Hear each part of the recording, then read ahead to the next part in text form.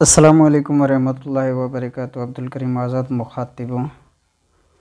आज का हमारा मौजू है लकड़ पत्थर सब कुछ हज़म, यानी कि हज़म के हवाले से एक छोटा सा सफ़ूफ़ का तरीका लेकर हाज़िर हुए हैं।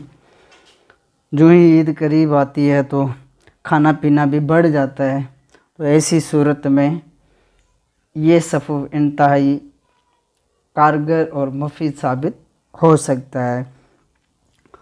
जो भी खाया पिया होगा फ़ौरन हज़म हो जाएगा इंशाअल्लाह अज़्ज़ व जल। या मैदे के जितने भी अमराज़ हैं, भूख की कमी हो गई या खाना खाने के बाद खट्टी डकारें, बदहज़मी, गैस, तो इन सब के लिए इंतहाई लाजवाब टेस्टी सफ़ूफ़, कम ख़र्च, बाला नशीं। 3 अज्ज़ा हैं। इलायची, इसके दाने निकाल लेने हैं। नमक स्याह, ये काला नमक ये लेना है। काली मिर्च, तीनों चीज़ें बराबर वज़न लेनी है। अगर एक एक तोला हों तो तीनों चीज़ें एक एक तोला, ज़्यादा बनाना चाहे तो ज़्यादा भी बना सकते हैं, लेकिन तीनों अज्ज़ा बराबर ही वज़न में लेनी है।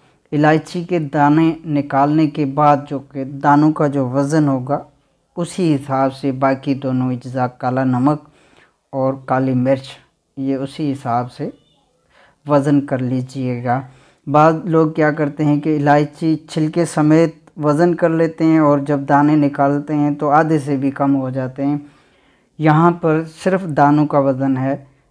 दाने निकालने के बाद वज़न बराबर होगा, यानी कि दाना इलायची, काला नमक, काली मिर्च, तीनों अज्ज़ा बराबर वज़न लेकर इनका सफ़ूफ़ बना लेना है। जितना ज़्यादा बारीक सफ़ूफ़ किया जाएगा उतना तेज़ी से रिज़ल्ट मिलेगा। 1 रत्ती से 2 रत्ती मिक़दार खुराक पानी के चंद घूंट से 2-4 घूंट से इस्तेमाल की जाएगी।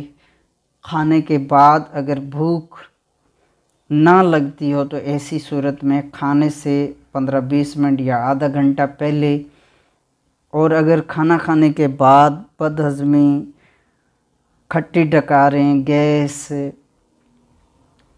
या मैदे के ऊपर बोझ, बेचैनी, इस तरह के इश्यूज़ हों तो खाना खाने के फ़ौरन बाद चंद घूंट पानी से इस्तेमाल किया जाएगा।